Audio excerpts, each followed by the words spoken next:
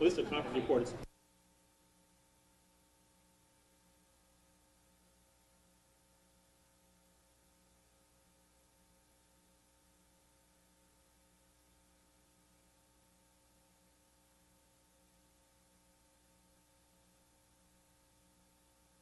Members, this is going to be item number 8, the conference report.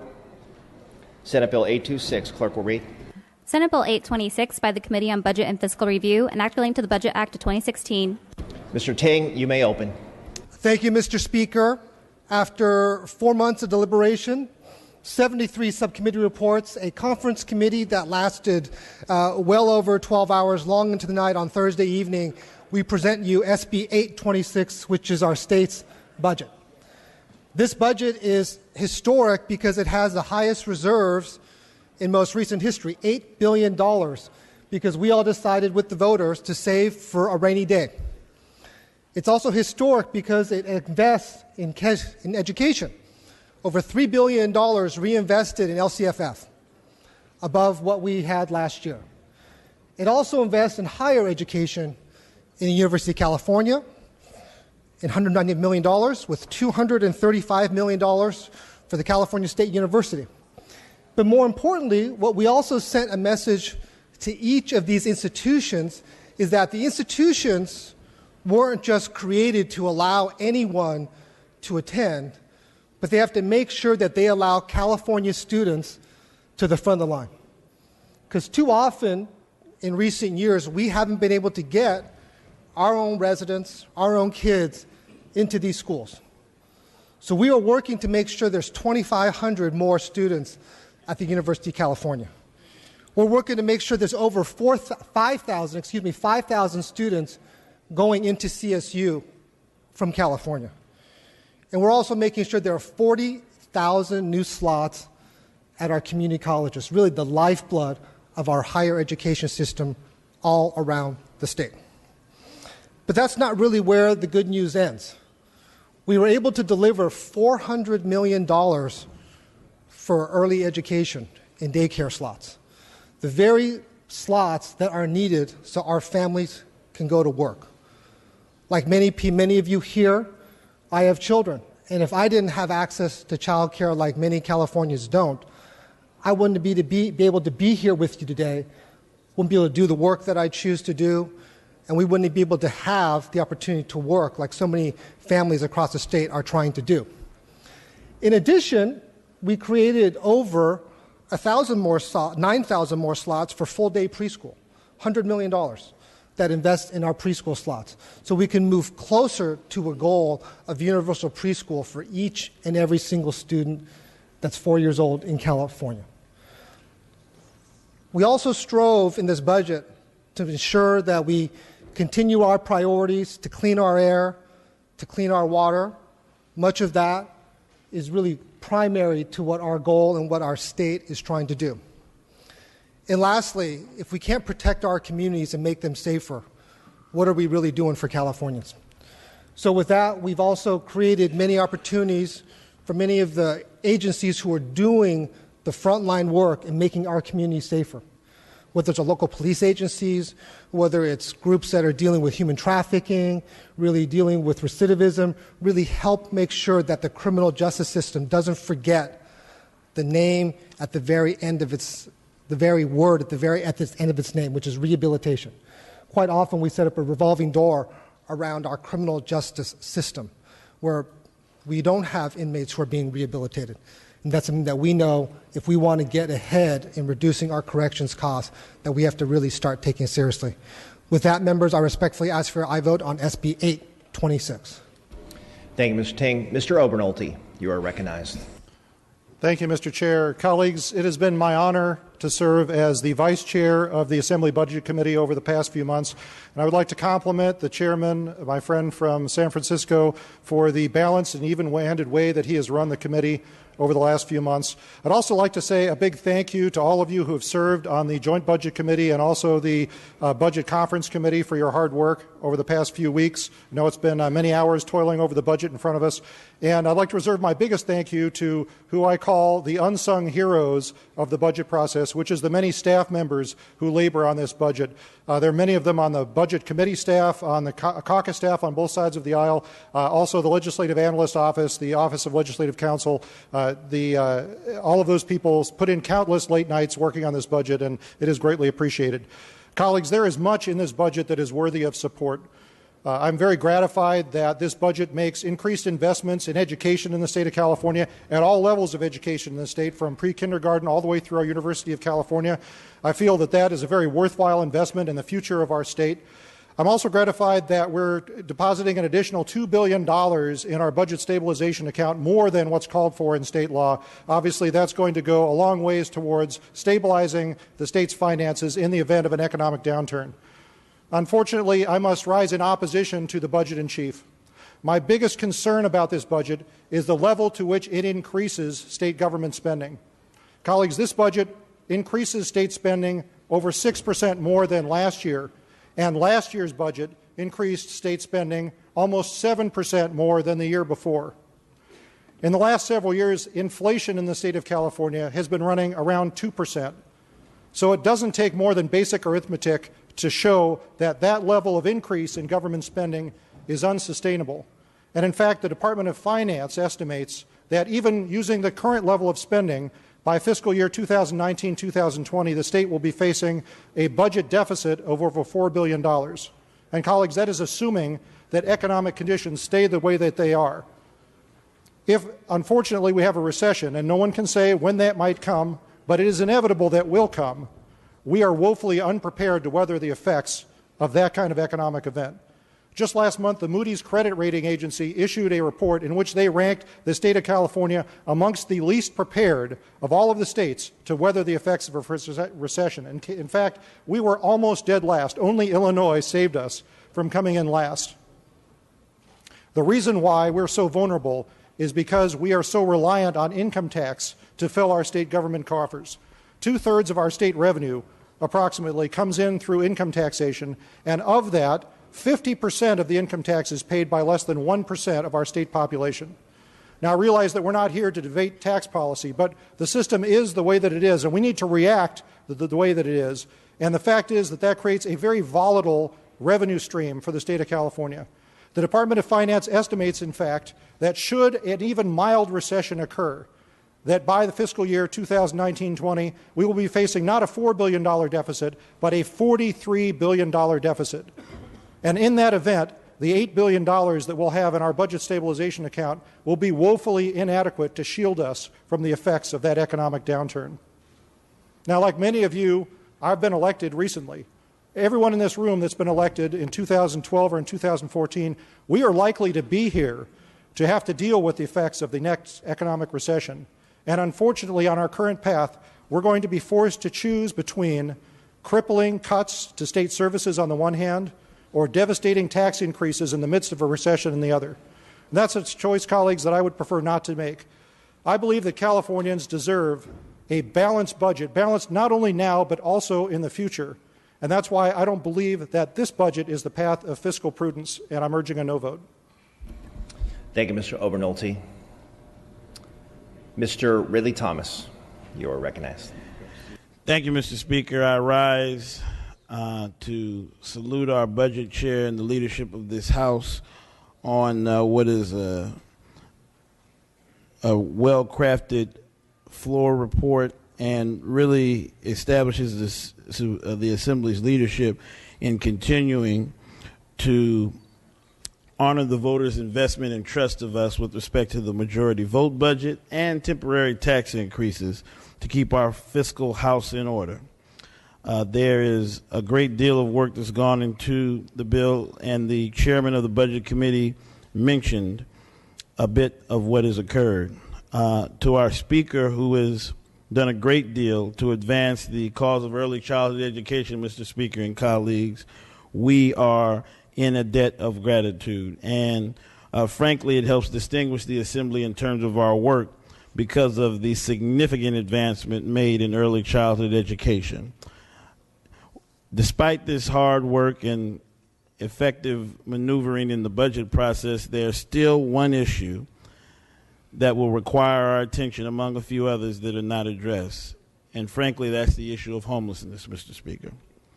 Homelessness has become a defining feature of the California experience, and we are the center of homelessness for the country. We have some 22% of the country's homeless population, despite our own population, and frankly, it will require further attention. So I'm glad that we were able to get to a budget deal on time, in balance, and note that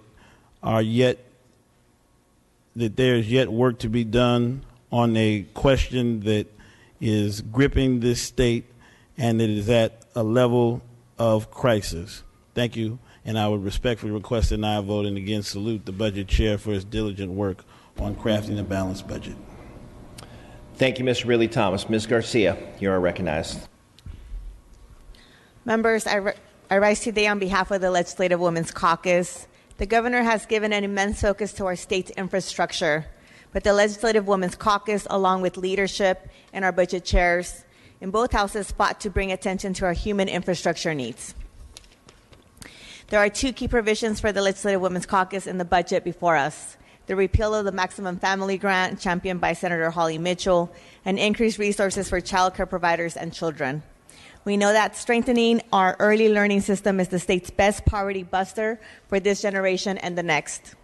Creating quality jobs, not poverty jobs, for child care givers who are overwhelmingly women, predominantly women of color, is common sense. We lose 1/3 of child care providers every year because our system doesn't support them or enable them to provide for their own families. The increases we fought for in this budget are tied to the minimum wage increases and data that is current and reflective of today's needs. We believe this is the most significant increase women have seen in more than a decade. I stand today proud of the budget we have for the coming year and strongly urge an aye vote. Thank you. Thank you, Ms. Garcia. Mr. McCarty, you are recognized. Thank you, Mr. Speaker. We know that no budget is a perfect budget, but as our chairman and our colleague from San Francisco noted, this is a prudent and sound fiscal plan that allows us to reinvest in our future. And I want to focusing on investing in our kids and our education future from pre-K all the way through higher education. With regards to our youngest learners, as we have heard from our past two speakers, this budget frankly follows the famous wisdom from Frederick Douglass, who told us over a century ago that it's easier to build strong children than to fix broken men and women. And our Preschool for All promise for years ago moves forward with 9,000 new preschool slots. Our child care and preschool programs are more viable now with a rate increase that allows them to serve our communities and kids. We focus on quality because we know that the preschool programs and early childhood education programs that produce the biggest results have strong quality elements. As far as our K-12 schools, we further implement our local control funding plan with $3 billion in new money to ensure that low-income children, English learners, and foster kids are prioritized in our public schools. As far as college readiness, we provide $200 million to make sure that underserved communities and kids have a pipeline to go to college. We address our teacher shortage with a solid recruitment package, and we also continue last year's program to make sure we don't forget adult education and career technical education. As far as higher education, as noted by our chair, this is something that we're really proud of as well. We expand access for enrollment for the community college, the UC, and the CSU. For CSU, for the 23 campuses across California, including many of our districts, 5,000 new slots for California kids. We help CSU continue their initiative to focus on graduation to make sure more space is available for kids and finishing up with high school. And then lastly, for the UC, this is something that the Assembly and a bipartisan approach really tackled this year. Really proud of that we came to a conclusion with a solid plan to frankly address the rationing of access for the UC for California kids. It's an absolute tragedy that we've seen fewer freshmen entering UC today than there were 10 years ago. So we We attempt to address this by putting money on the table for the UC to enroll more Californians, but also telling them that we expect a cap on UC out-of-state enrollment, hoping that we focus on Californians. In sum, this budget doesn't tackle all of our education problems and issues, but sets us in the right direction to invest in our future, and I as well ask for an aye vote. Thank you. Thank you, Mr. McCarty. Ms. Grove, you are recognized. Thank you, Mr. Speaker. You know, this level of spending in this state is unsustainable. When you look at the Department of Finances, they project that $4 billion will be in deficit by $4 billion by the year 2019 and 2020. This bill that we're passing right here gives cash cards for welfare benefits for drug felons. It also increases salaries for our UC administrators. It advances and enforces policies that we oppose as Republicans that are negative to California businesses, their families, and job creators. One of the things that the budget chair didn't talk about that's specifically dear to my heart is the developmental centers and developmental clients. These individuals, I think, are the most vulnerable members of our society. And recently, the Department of Health and Human Services issued a notice for a non-renewal termination for the Sonoma Developmental Center on an account of the Sonoma Developmental Center was not in compliance with 3 conditions, including the immediate jeopardy and health and safety of the Sonoma Developmental Center's clients. Now, when the federal government issued this order, they're going to stop all the funding June 30th, 2016 at the end of this year. So instead of using the resources for the $32.4 million that we're going to backfill if this budget passes to the Sonoma Developmental Center to support people in that developmental center that have been raped, tasered, beaten, ridiculed, and I'll give you some examples. The feds pulled that money for a reason. They pulled the money because it was inadequate and it was unsafe for developmental clients to be there. Now, members, these are the most vulnerable members of our society here in the state of California. So why are we asking taxpayers to add $32.4 billion back into the funding of the developmental center when it's been decertified by the federal government? The inspection report by the Federal Department of Health and Human Services lists multiple violations while observing the caregivers when they were taking care of the clients in the Sonoma Developmental Center. They were neglecting and abusing patients, and they did not follow proper protocol. Some of the information that was available based on the audit that was done, one example arose when a mother of one of these patients in the Sonoma Developmental Center said her daughter was laying in a urine-soaked mattress for hours without linens. Another case was brought to the attention of the department when the incident reported 2 housekeepers witnessed a staff person pushed their hands against a client's chest, shoving him across 4 to 5 feet out of his room into the hallway where he fell down. There's been rapes, molestations, deaths attributed to abuse, neglect, and a lack of supervision in staff in these DCs.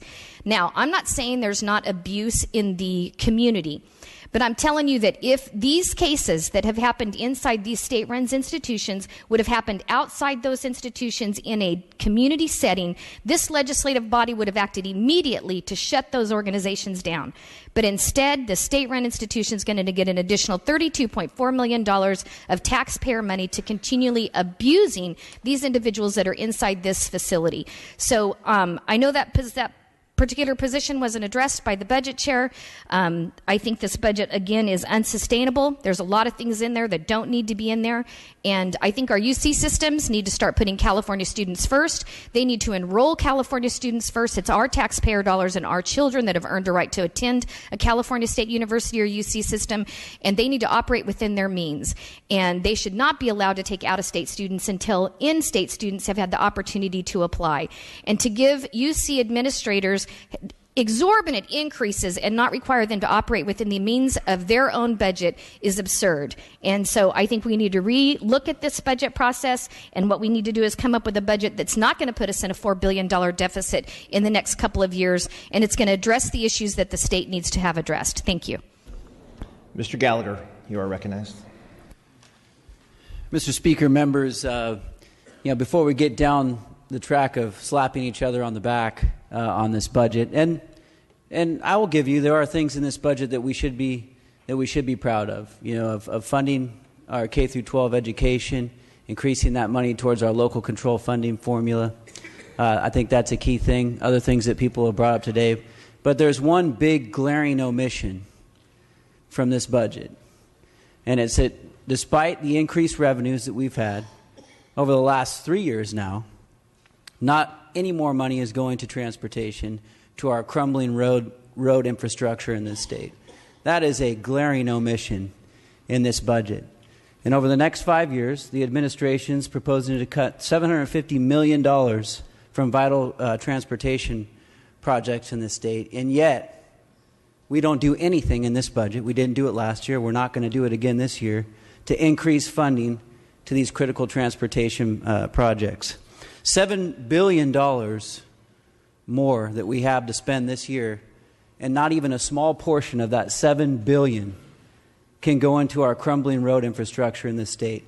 That's a problem. If that's not a priority, I don't know what is, and it should be in this budget. And instead, we all know what you're going to do. You're going to come back and say, well, we didn't do anything in the budget, but pass a tax increase. Pass a tax increase on our citizens who are paying the most for their energy costs, the most for their gas costs, who are traveling on crumbling roads to work, and who are looking for jobs and opportunities, and those jobs are going to other states because of the regulations and the taxes in this state. We are not doing a service to our citizens by failing to address in our transportation infrastructure and our work and job infrastructure in this state, and more on that later.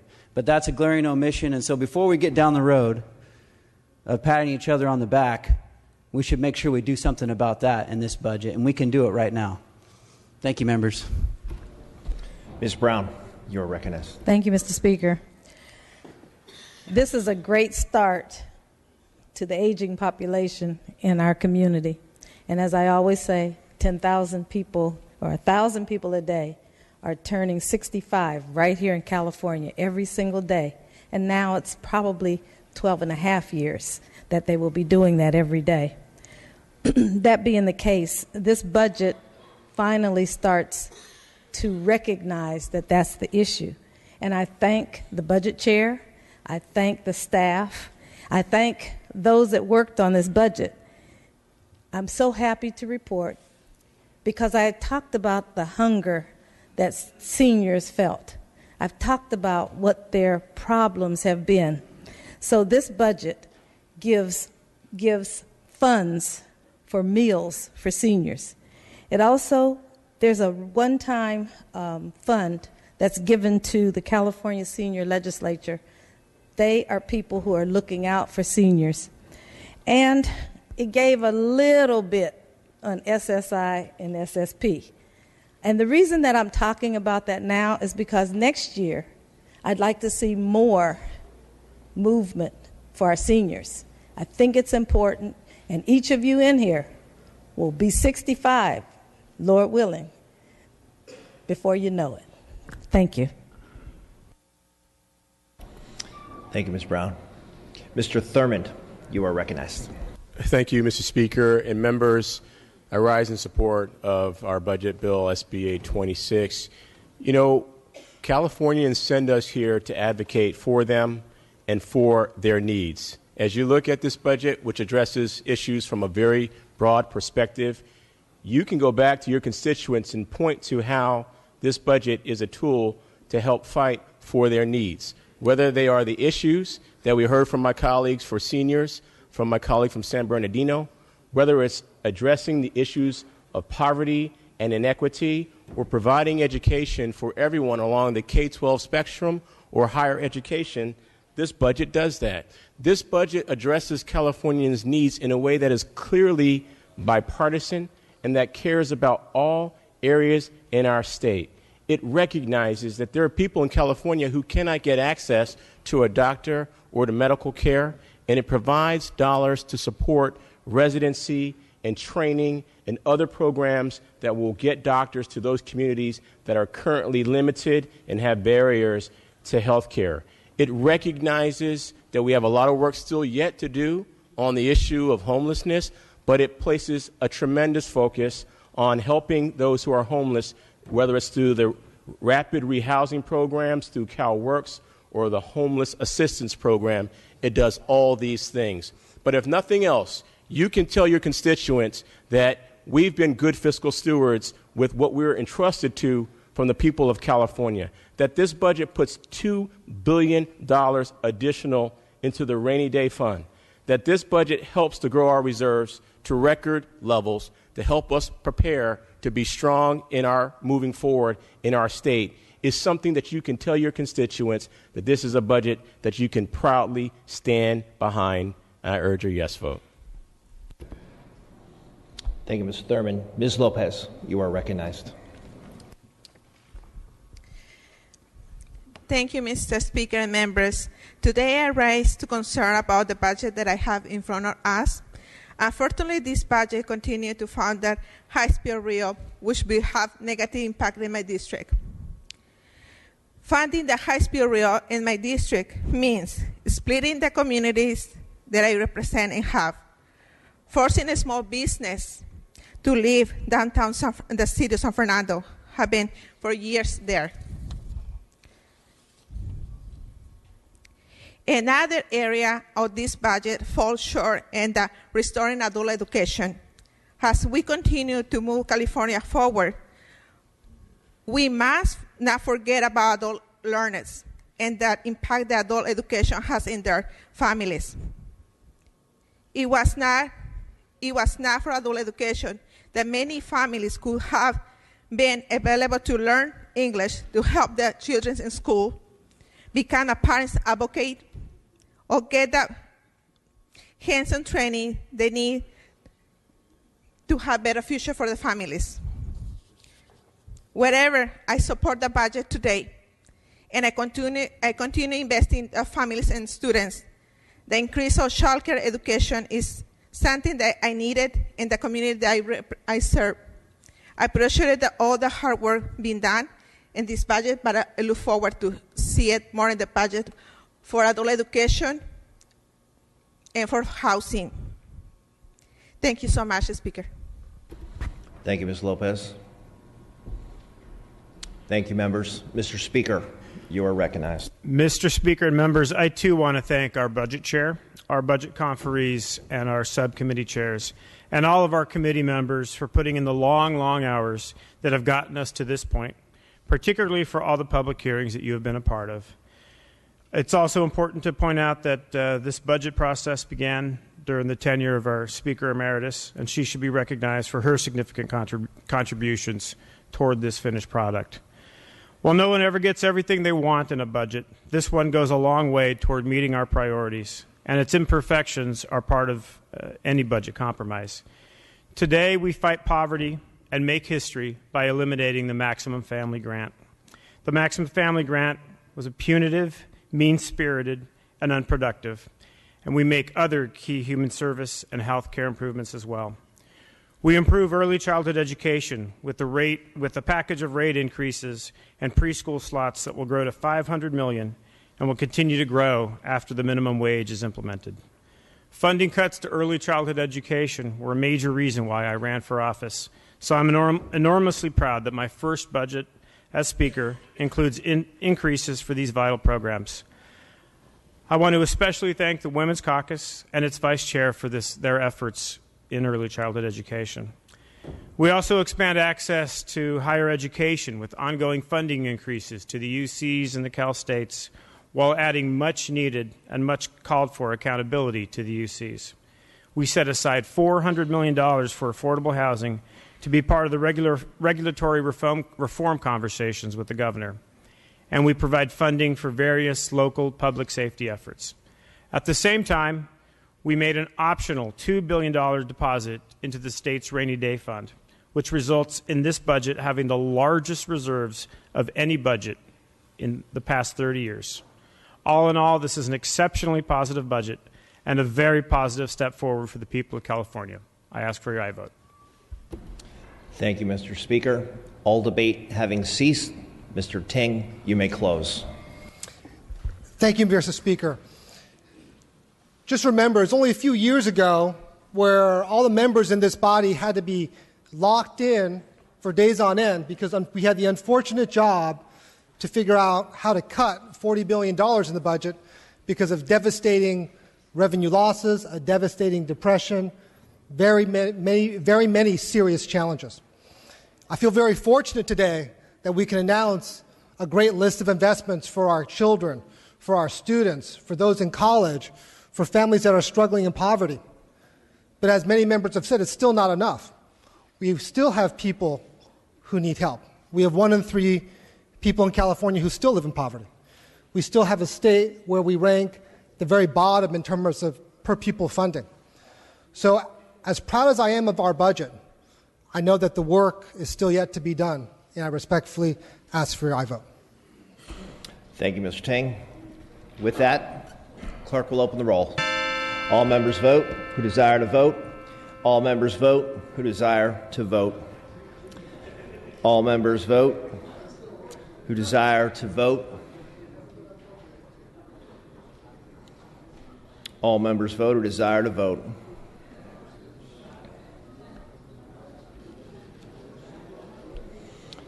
All members vote who desire to vote.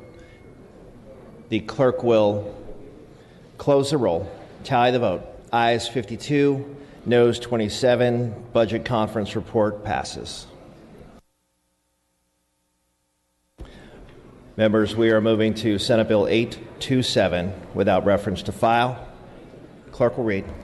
Senate Bill 827 by the Committee on Budget and Fiscal Review, an act relating to the state budget, making appropriation therefore to take effect immediately. Budget bill. Mr. Ting, you may again open. Thank you, Mr. Speaker. SB 827 is our supplemental appropriations bill to ask for your support for any unexpected costs that were in the 2015 budget bill. Respectfully ask for aye vote.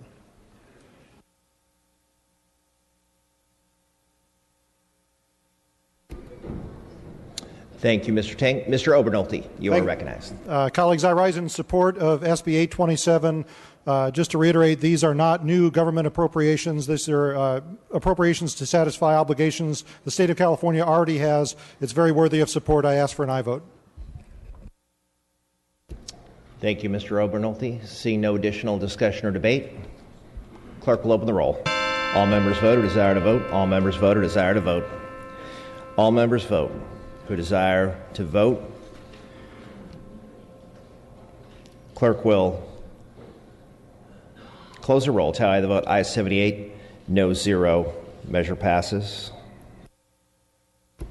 Senate Bill 828 without reference to file. Clerk will read. Senate Bill 828 by the Committee on Budget and Fiscal Review, an act relating to school finance, making appropriation therefore to take effect immediately. Bill related to the budget. Mr. Ting. Thank you, Mr. Speaker. SB 828 is our education trailer bill. This is where we codify the spending for over $400 million for child care, over $100 million for preschool slots, almost $3 billion in Prop 98 funding to fund the local control funding formula, and $200 million for our college readiness program. I respectfully ask for your aye vote. Thank you, Mr. Ting. Ms. Olson, you are recognized. Thank you, Mr. Speaker and members. As we work on this microphone, I too rise in support of SB 828. While there are a couple of problems with this bill, on the whole, it's a very good bill, and I urge your support. Overall, the budget truly does prioritize K-14 spending this year. I know that I've been a broken record for now, I guess, 6 years in a row, talking about the need for us as a state to truly prioritize education funding. This budget does that, and that is incorporated in this bill, so I strongly urge your support. To mention a few items specifically, this budget includes $20 million for startup funds for charter schools. That's a great part of this budget. It includes programs, funding for programs to address our teacher shortage crisis that is growing in this state. It provides, as was already spoken to by the Vice Chair of the Women's Caucus, money for child care. And that money is so important to allow parents to work and be contributors to the workforce. It also provides, as was spoken by the Budget Sub-Chair of Education, more slots for preschool. This is a good budget. It does have a couple of cons. It continues to delay the student test results that we've been looking for. It provides a couple of pet projects fundings, but on the whole, this is a great bill, and I urge your aye vote. Thank you, Ms. Olson. Seeing no additional discussion or debate on the item, clerk will open the roll. All members vote who desire to vote. All members vote who desire to vote. All members vote who desire to vote. The clerk will Close the roll. Tally the vote. Ayes 73, no 0. Measure passes. Senate Bill 833 without reference to file. Clerk will read. Senate Bill 833 by the Committee on Budget and Fiscal Review, enacting into health and making appropriation therefore to take effect immediately, bill related to the budget. Mr. Ting, you may open. Thank you, Mr. Speaker. SB 833 is our health trailer bill. One of the major highlights is that it limits the estate recovery of Medi-Cal by the Department of Health Care Services. This is a recovery where, unfortunately, after people pass away, Medi-Cal was going in there and actually going to take their homes and estates away, something that we've really been fighting for. We also have various other public health spending, as we've detailed earlier in our discussion. I respectfully ask for your aye vote. Thank you, Mr. Ting. Seeing no discussion or debate on the item, clerk will open the roll. All members vote who desire to vote. All members vote who desire to vote. All members vote who desire to vote.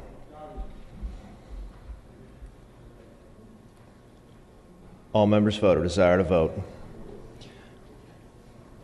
Clerk will close the roll. Tally the vote.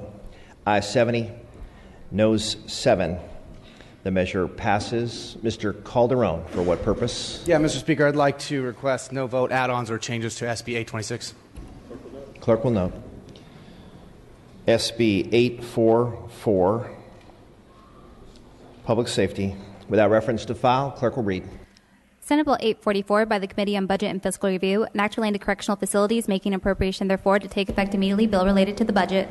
Mr. Ting, you may again open. Thank you, Mr. Speaker. SB 844 authorizes local agencies to authorizes a $270 million lease revenue bond for local jail construction. This is really for counties that haven't had an opportunity to update their jails. There are a few counties left who still have facilities that need to be repaired, updated, and upgraded. So this will allow them potential funding to upgrade those facilities. Respectfully ask for aye vote.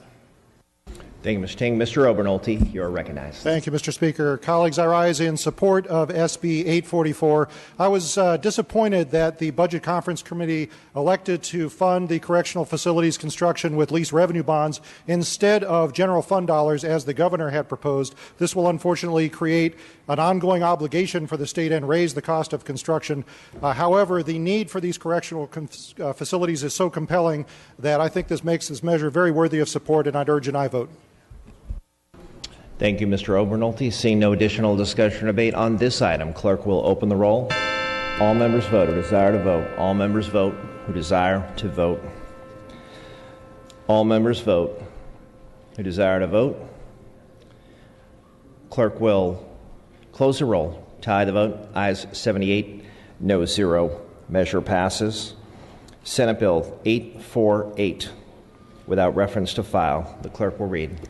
Senate Bill 848 by the Committee on Budget and Fiscal Review, enacting relating to state employment, making appropriation therefore to take effect immediately, bill related to the budget. Mr. Ting.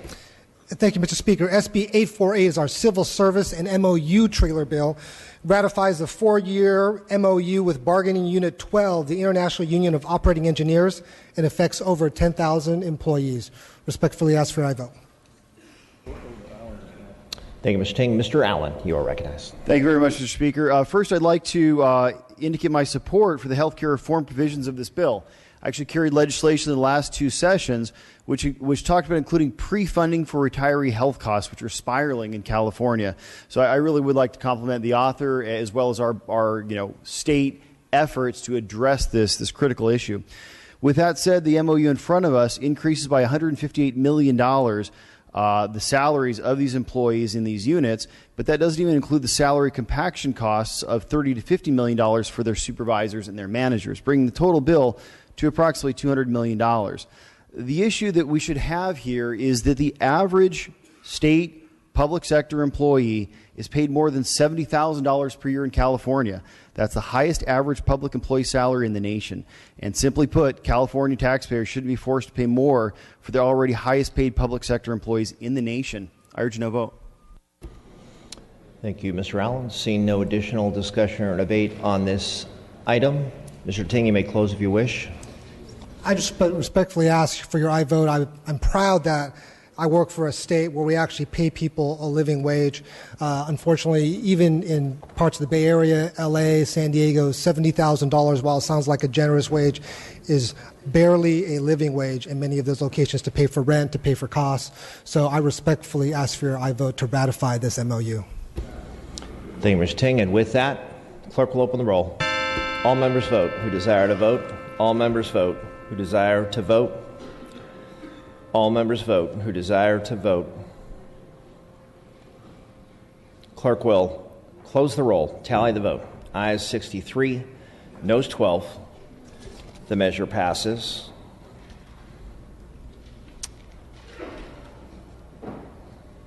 Announcements. Session schedule is as follows. Thursday, June 16th, floor session at 9 a.m. All other items remaining will be passed and retained. All motions shall be continued. Seeing and hearing no further business, I'm ready to entertain a motion to adjourn. Ms. Calderon moves, Ms. Waldron seconds. That this House stands adjourned until Thursday, June 16th, 9 a.m. Quorum call is lifted.